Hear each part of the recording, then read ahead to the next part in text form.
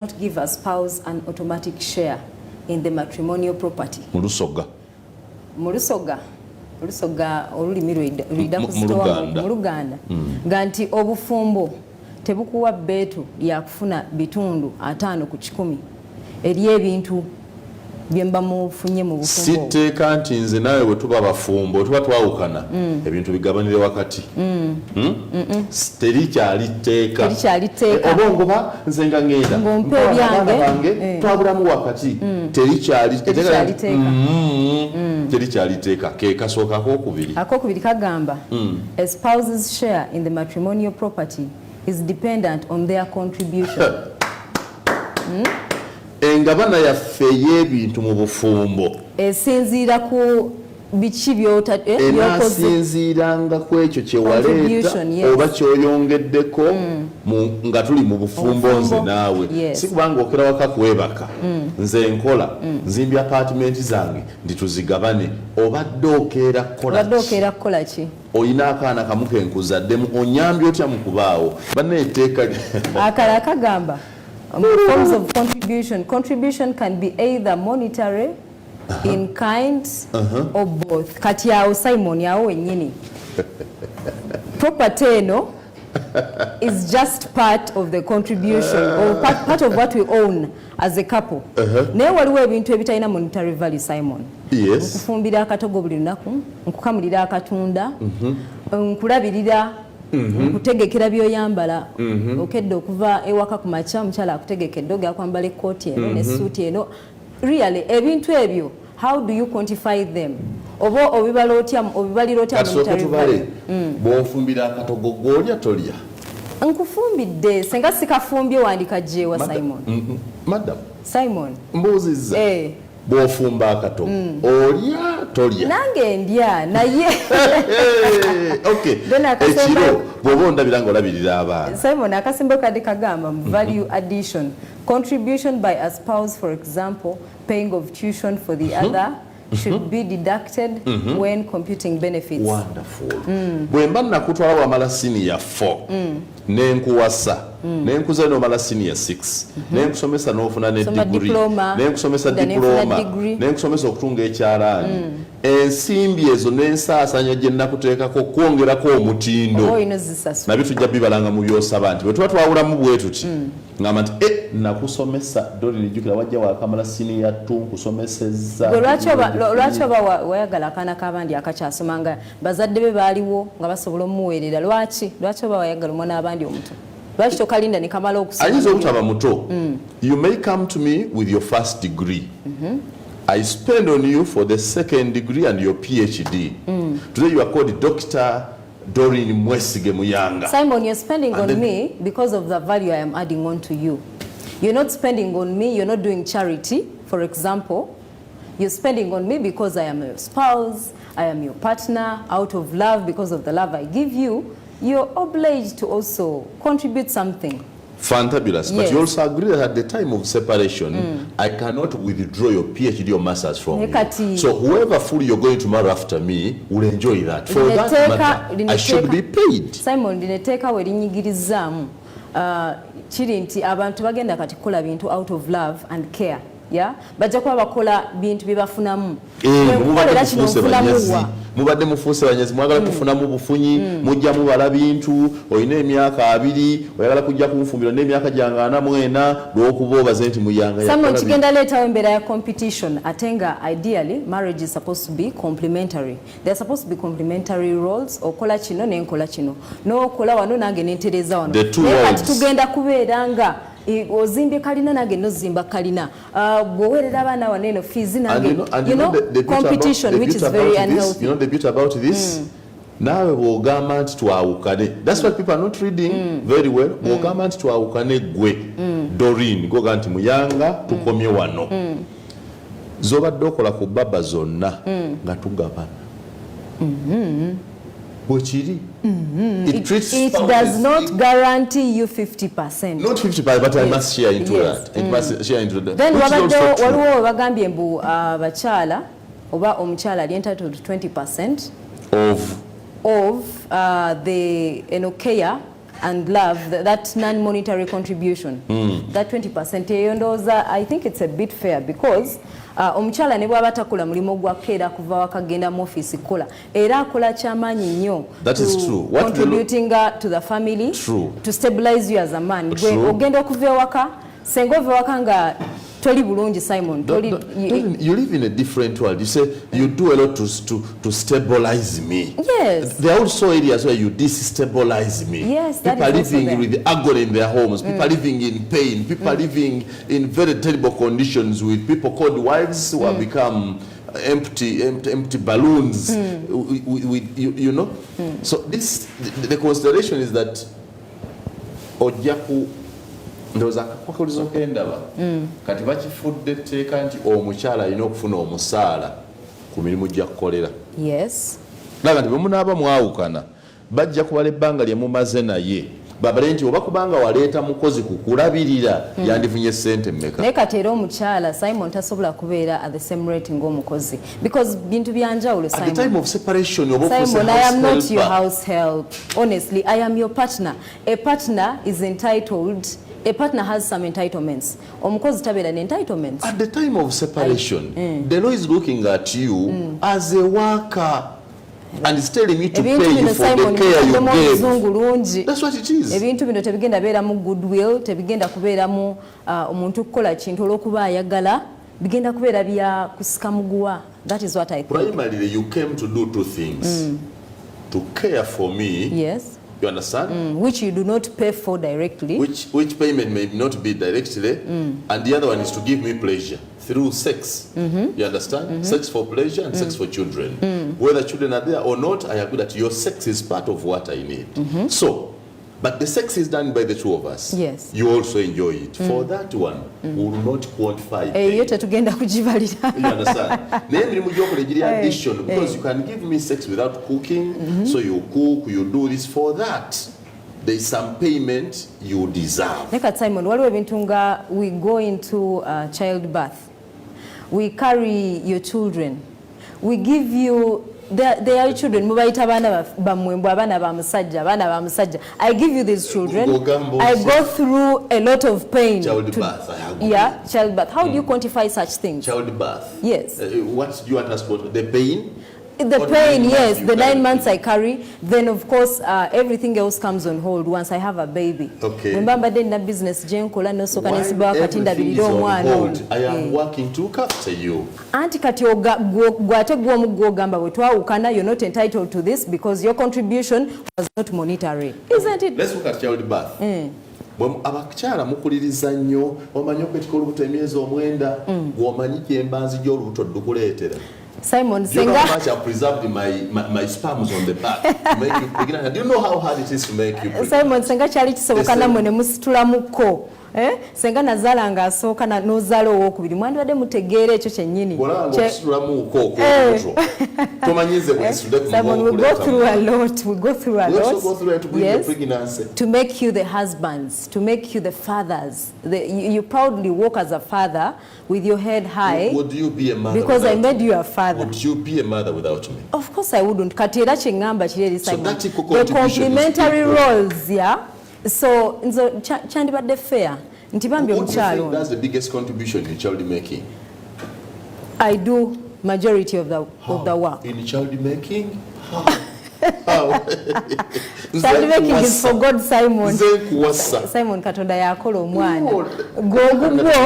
Ogugwo dakiika zinza n'obutawera abiri ng'omaze nenkuligula webaka nenkuleeta mu nyumba nenkuliisa wuuyo nakoze enviiri just know how much I have spent nenkutereeza then finally gwe nokola katono kokka kakumpa eddakiika ziiza asatu to make a child when I have spent so much. This way is very good.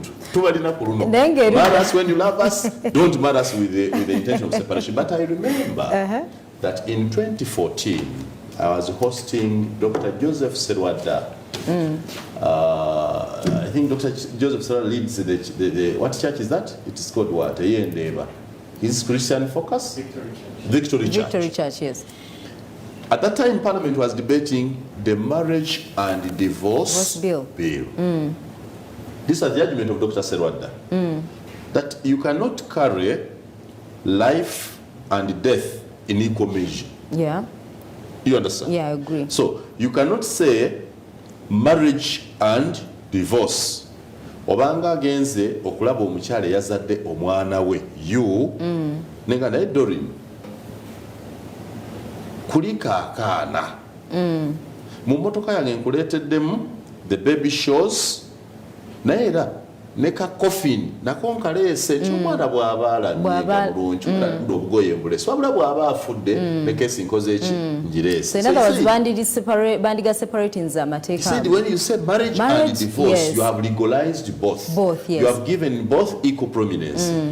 Similarly, I see that increasingly our legislation and the law is bringing both aspects to the fore. Marriage, yes, if you can. Divorce, yes, if you want. Yet one is the least wanted, least expected, most unfortunate. But the prominence with which both are coming is good. This law was made, this ruling was made by women.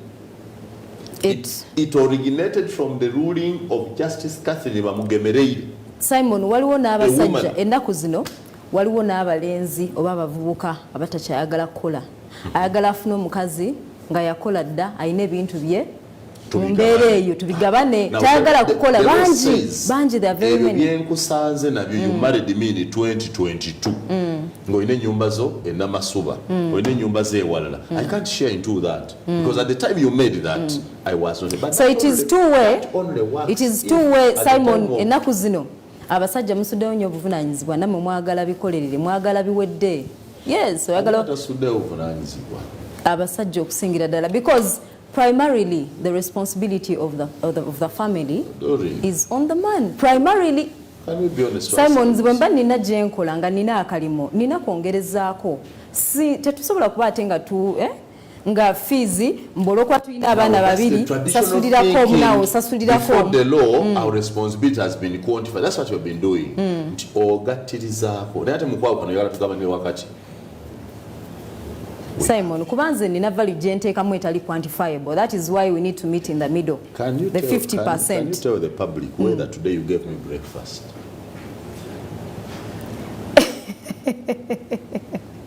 Simon, breakfast namukola ntya nga nange nina okukeera wane tuzuukuse essaawa y'emu tuzze okukola onoonya ssente noonya ssente. Very good. You know what I wait for? The next thing, the next ruling I wait for, there should be a law to regulate the work of house helpers, the house girls, the housemaids. How do they come in the picture? Because while you did not manage to give me breakfast and you are rushing to work, this house helper or the housemaid or the house girl gave me breakfast. Yensonga lwaki my value has to be equated to that of a house girl somehow. Imweni abakazi abakola na abamasuuti nga iwe n'ekyencho kirekye n'ekyencho kikulema okumba kabiri n'ekyencho kyona kyakulema okumba wagolola wakalanga bali kuja at work we start very early ganga mukasasa at 6 o'clock ngemaamu ku saaga 10 oba 10 omvuge mungu awo Simon ebibera between me and you tuleme naye nga abasajja lino etteeka lyekubidde nnyo okusaidia abasajja agenda okuwasa naye bagenda okuwasa n'ali mu bufumbo n'atabutandika. You need to buy today's newspapers, the Daily Monitor if you read English, Daily Monitor New Vision, or Bukedde if you read Luganda. Otegere iteeka cherikoba. You never know how it helps you. Nebongeddeko ne bagamba. The decisions you're going to bagambye nti ebyo bisaliddwawo olowooza nti tekiri fair. For example, bagambye atogenda afuna 50%, ogenda afuna 20% out of the contribution. Era oli waddembe okuddayo ne weekubira enduule mu kkooti y'emu ne baddamu ne batuna mu nsonga zongo olina obujulizi nti bannayo omusajja ono yalwala emyezi 6 nali ku kitanda ne mulabirira byonna abaana be famire ye nazaala nze badde mulabirira amaze wange emyezi 6 oba omwaka byonna ebyo oba osobola okuddayo n'obujulizi ne bakwongera ku ssente. What the law should clarify, just this year bayise etteeka ery'obusika, the succession Act. Yes. The Succession Act somehow speaks about how property is shared in event of death of a spouse. Now, I am looking at how the two laws will be married. In the other law, I think there is a specific percentage given to the widow, or the widower for that matter. This one also, I need to find out how can the two laws be married. Well, one is about death, right? I agree. It's about separation. The other is about death. But yes. Where would I get much? People are going to start looking at where you get much, where you get less. Simon, death is an eventuality. Yeah. So that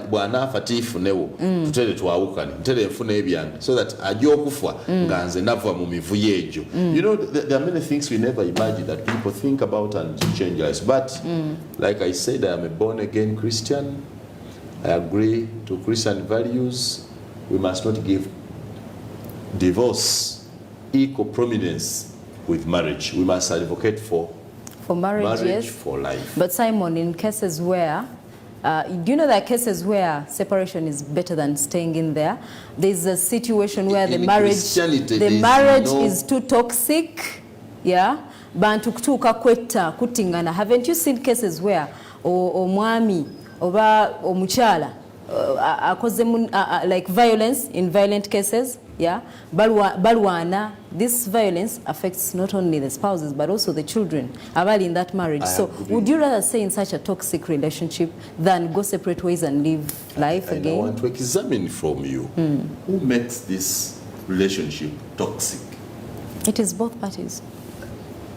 It is both parties. It's not one-sided, Simon. That means that if you and I avoided what would make this relationship toxic, it could be a heaven on earth. Simon, we are saying in situations, in such extreme cases, where you find yourselves, love yagwao, nga biganye. Mutavuka muti abantu abasulagananga ku mwatu kakabiri okubanga buli omu ayenda kuyita mwina. How does it apply? Siwagira divorce, but in cases where it's violent, it's toxic, violence eno wajimana ko maze kuidaga ngeti wambona ko liko nali simanyi nti omusajja mulwanyi nali simanyi nti omusajja chimbibiri luyiya kusambya yasize ebintu nali sibimanyi namala kubeera naye ne ndyoka ntegeera empisa ze n'embeera ze kwenda kukusomesa mwana wange ebigambo bino owulirizanga ine ebintu abasada byeboogera ke bali kukukwana ese mula moja kweta kusimolya omusaizo wabanga ngali kusimolya empisa gye gisinga gitumulaku kati nze wange emambasi bamwe kyahi nze mune wange tinja bwire nze mune wange intaka kabozi kabuli lunaku. But because many times people I love, they forget to listen and pay attention to those ones. But by the time you come, during this time of courtship, Simon, you're trying to win me over. Otandika otyo kumbulira ebibi byokola nze bune ebonyiza nkuba nze bonyiza nsamba you cannot era buli omu bw'aba akwana yesiga akazigo ayingira birungi byerere ebiraba abireeta akutwala out naye yingira ye eri munda